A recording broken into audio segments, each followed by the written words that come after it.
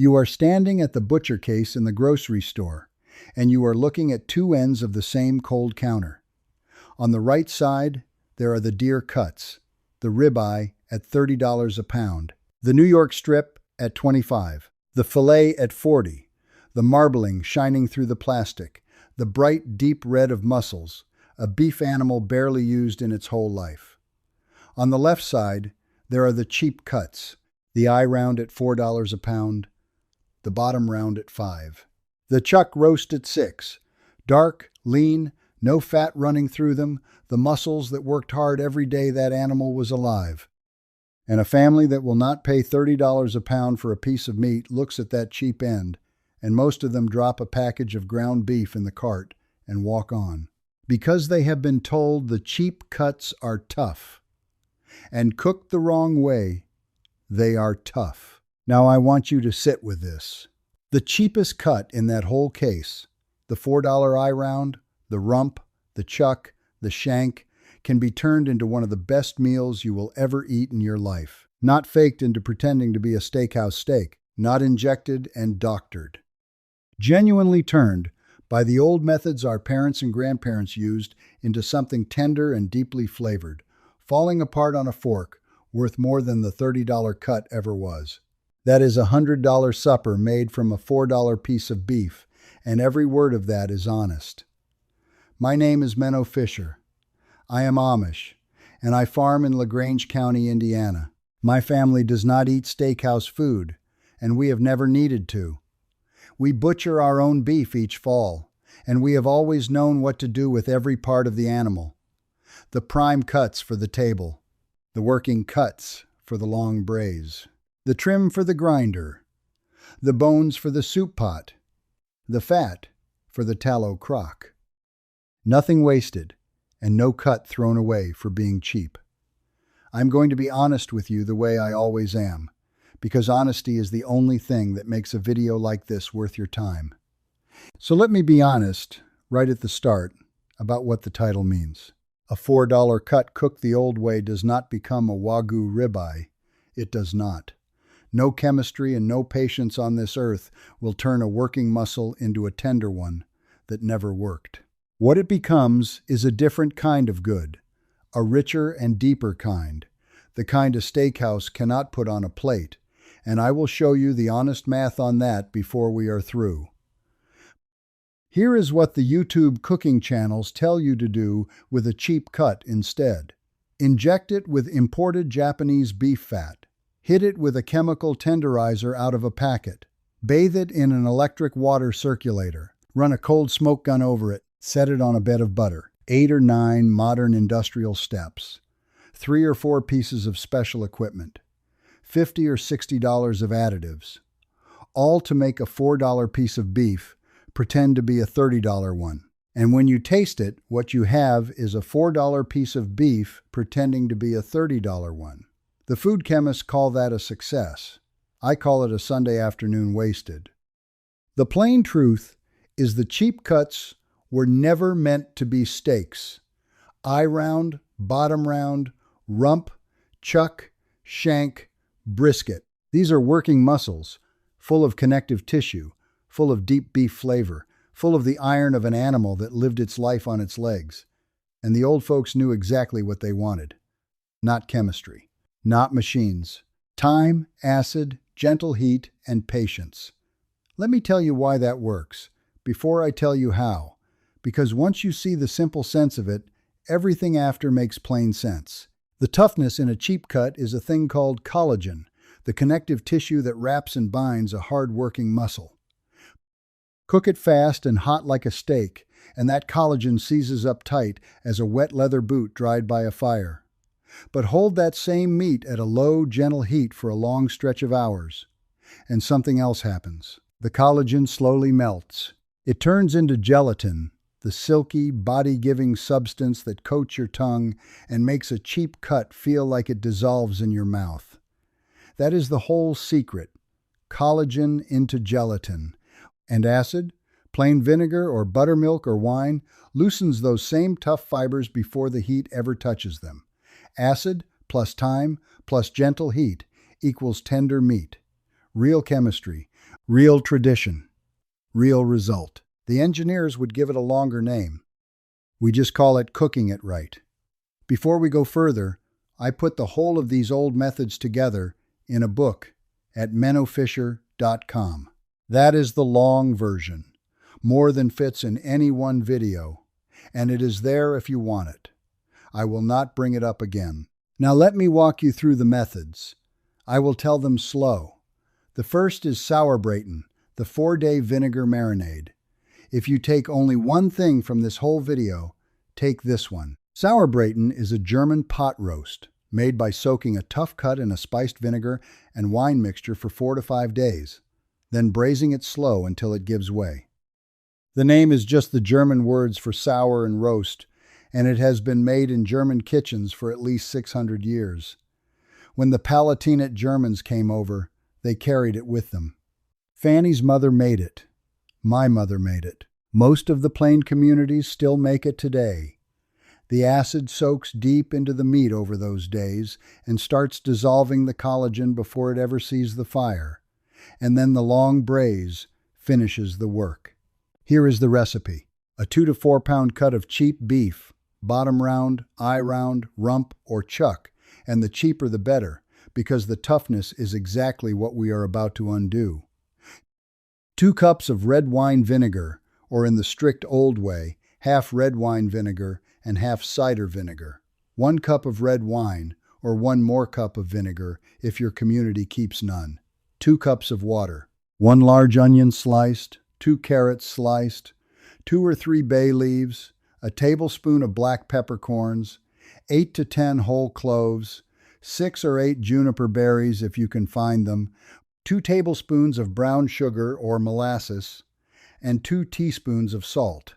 On the first day, simmer all the marinade together for 10 minutes to wake the spices, then let it cool all the way down. Here's the part most folks get wrong, and it matters for your safety, not just your gravy. Put the beef in a glass or a stoneware crock, never a metal pan, because the acid will pull a metallic taste and worse out of bare metal over 4 days. Pour the cooled marinade over the meat, and I mean cooled, because warm marinade on raw meat sitting in the refrigerator is how you grow the bacteria you are trying to keep down. Make sure the beef is fully under the liquid, cover it, and set it in the refrigerator, not the counter, for 4 to 5 days, turning it once a day so every side gets its fair time. On the 5th day, lift the meat out and pat it bone dry, because wet meat will not brown, it will only steam. Save that marinade. In a heavy Dutch oven, brown the meat in a few spoons of tallow or lard over medium-high heat until a deep crust forms on every side. Do not skip this. That crust is the whole foundation of the gravy.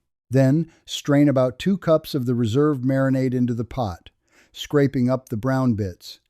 Add a cup of broth and bring it to a bare simmer. Here is the rule that separates the proper sauerbraten from the failed one. A bare simmer, only a few bubbles breaking the top, never a rolling boil. A hard boil tightens those muscle fibers right back up and undoes everything the 4 days did. Cover it and braise it low. On the stove, or in a 300-degree oven, or on the warm corner of the wood stove as we do, for 2 to 3 hours, until a knife slides in with no fight left in it. Rest the meat, strain the liquid, and thicken the gravy the old Dutch way with a half cup of crushed ginger snaps stirred in, which sweetens and spices it against the vinegar. Slice against the grain, fan it on a platter, ladle that dark, sweet, sour gravy over, and set it down with dumplings or noodles and red cabbage. Fanny made one last week from a $3 eye round, and the neighbor who came to supper said it was the best beef he had eaten since his grandmother passed. That is the test. The second method is the plain long braise, for when you have no 4 days to give. Take a chuck roast, the finest braising cut there is, brown it deep in the Dutch oven, add 2 cups of broth, an onion, carrots, a few cloves of garlic, salt and pepper. Cover it and hold it low and slow for 3 to 4 hours. Same chemistry as the sauerbraten. Collagen turning to gelatin, just without the long soak. A $3 chuck feeds a family of 4 for 2 suppers and costs about $15 all told, and it feels like a celebration both times. The third is the buttermilk soak, a real farm wife method. The lactic acid in buttermilk tenderizes gently overnight without turning the meat to mush the way pineapple or papaya will, and it leaves a soft tang and browns beautifully. Lay a cheap cut in a glass dish, cover it in buttermilk, and hold it in the refrigerator 12 to 24 hours. Then pat it dry, season it, and cook it how you like. It is gentler than the food science channels and tastes far better. The fourth is hand pounding, the schnitzel way. This is mechanical tenderizing, older than any packet of powder. Slice a cheap round across the grain into pieces a ½ inch thick. Lay each between 2 sheets of waxed paper and pound it with a mallet or the flat of a heavy knife until it is a ½ inch thick and spread out wide. The pounding breaks the tough fibers with nothing but honest force. Bread it in flour, egg, and crumbs, and fry it quick in lard until golden.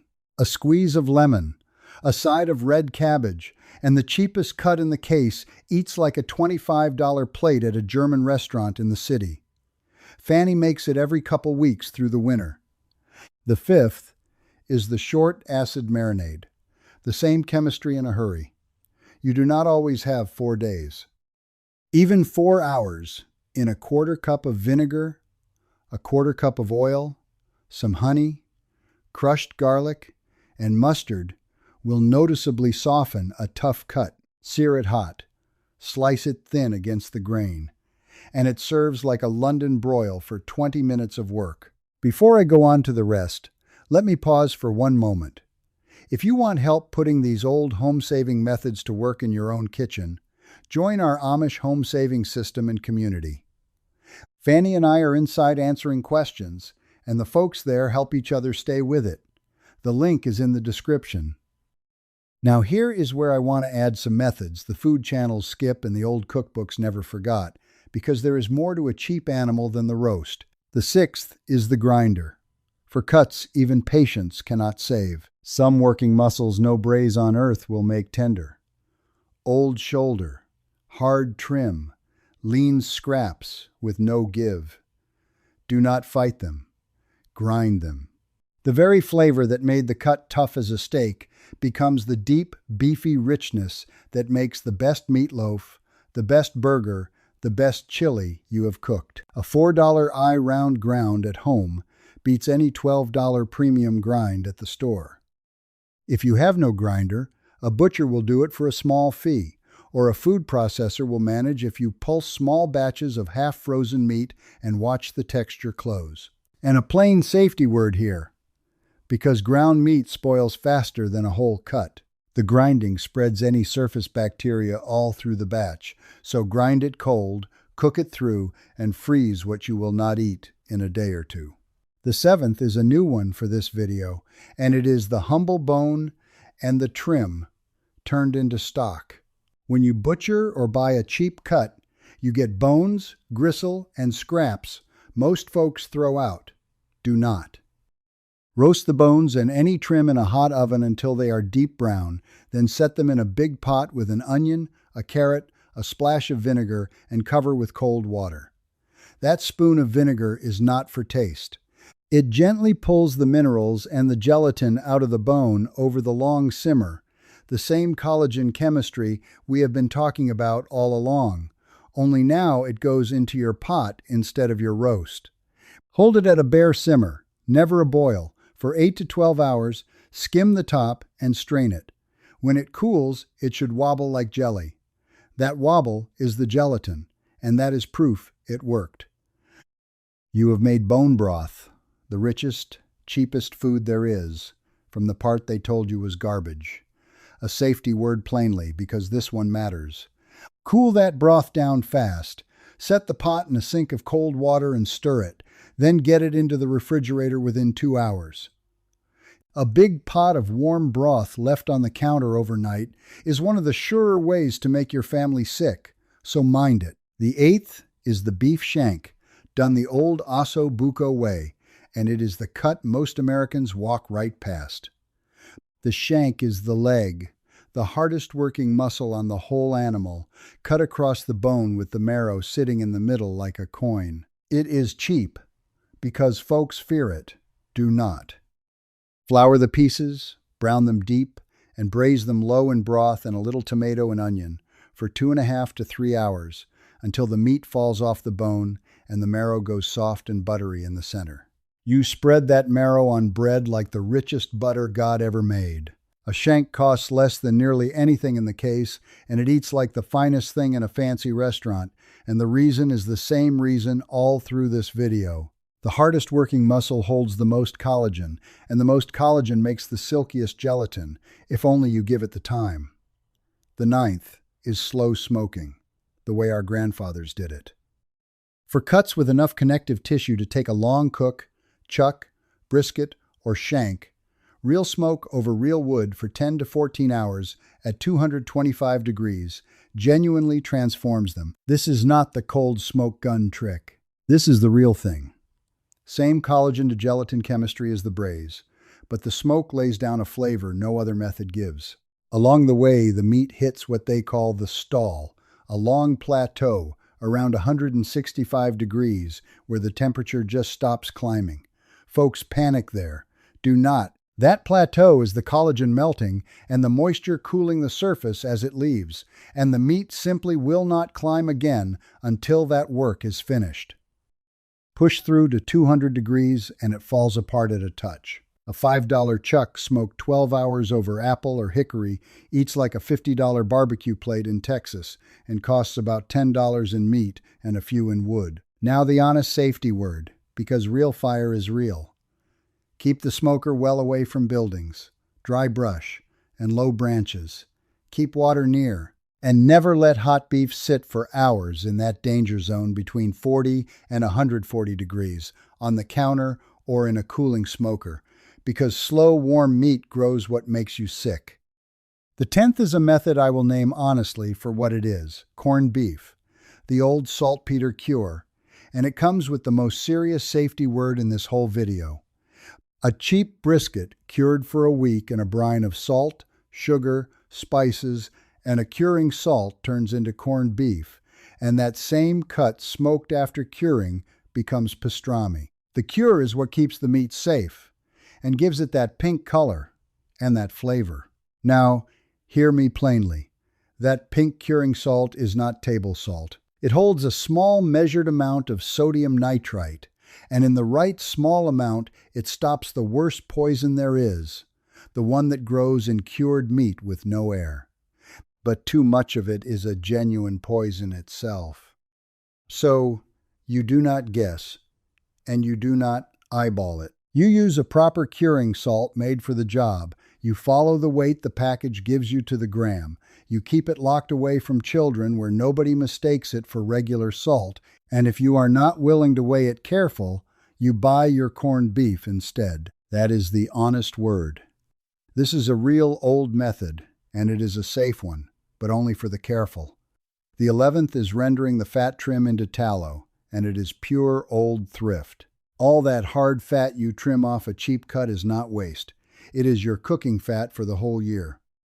Cut it small. Set it in a heavy pot on the very lowest heat, and let it melt slow over a couple hours, stirring now and then. The clear golden fat pours off, you strain it into clean jars, and it keeps for months in a cool pantry. That is the tallow you brown your next roast in, the fat that made every meal richer before anyone sold oil in a plastic jug. The little brown bits left behind, the cracklings, salt them and eat them. A safety word, low and slow only, because hot fat that gets too hot will smoke and can catch, so never leave the pot and never let water near it.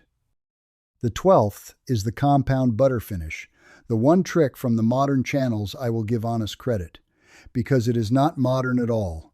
It is an old French and farmhouse way.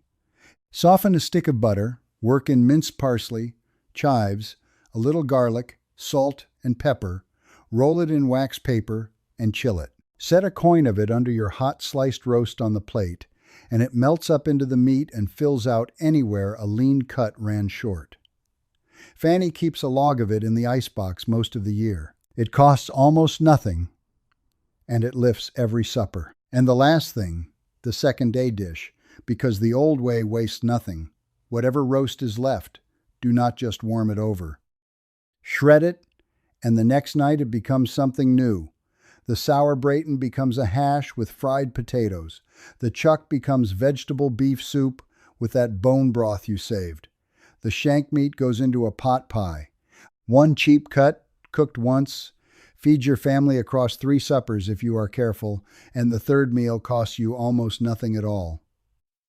Now I want you to sit with what we have walked through. 12 honest methods, and not one of them needs a flavor enhancer, a fat injection, a chemical packet, or an electric machine. The tool list is a Dutch oven, a mallet, a grinder if you can get one, a smoker if you have one, a jar, and a stick of butter. The dearest thing on it, the Dutch oven, runs about $150 new and lasts past you and past your children. Here is the honest math. A $4 eye round turned into sauerbraten feeds a family of 4 for 2 suppers and costs about $15 with the vegetables and gravy. The same 4 people eating steak of like quality at a steakhouse would spend about $240, plus the tip, plus the drive, plus the evening gone. That is 16 to 1. That is the genuine arithmetic of the old ways. And I called this video what I called it not because the cheap cut turns into a Wagyu ribeye, it does not, but because in the hands of a cook who knows what to do with it, that $4 cut becomes a meal worth far more than $100 in the way that counts most. Better than a steakhouse serves, made by your own hands, at your own table, with your own family, for almost nothing. Now let me tell you plainly who profits from your not knowing this. There is a great deal of money in selling expensive ribeyes, in selling complicated cooking machines, in selling flavor enhancers and chemical tenderizers and frozen steakhouse dinners. There is no money at all in telling a family that the cheapest cut in the case becomes the best meal in the house, with nothing but time, acid, and a Dutch oven. So the simple old methods sit quiet in the German cookbooks and the plain kitchens that never forgot. Now, I am not going to stand in my kitchen and tell you there is a room full of men plotting against your supper table. It is not that. It is worse than that, and stranger. Nobody had to sit down and arrange it. The bright packets and the expensive cuts simply had money behind them, and the plain old braise had none, so one got taught to you and one got left out of the conversation. That is not a conspiracy. That is just who has a reason to teach you and who does not. So here's what I want you to do this week. Walk into the butcher case and go straight to the cheap end. Pick the cheapest thing there. Eye round, chuck, rump, or a shank if you are brave, and buy a 2-pound piece. Then pick one method to start. If you have 4 days of patience, make sauerbraten, the genuine answer to the question this video asks. If you have one afternoon, braise a chuck low and slow. If you have only an evening, pound a round into schnitzel and fry it tomorrow. If you have a grinder, grind a tough cut and make the best meatloaf in years. And save the bones for broth, whatever you do. Whichever you pick, the meal will cost you $4 to $15 and feed your family better than the steakhouse would for $200. And the second time you do it, you will know it in your own bones that the old ways are not just pretty stories about how folks used to eat. They are the plain, defensible, mathematical truth about feeding a family well on very little. Tell me in the comments what your favorite way is to cook a cheap cut of beef, and what part of the country you are in, and how old your house is. And if your mother or grandmother had her own sauerbraten or pot roast tradition, share what she did and what she called it.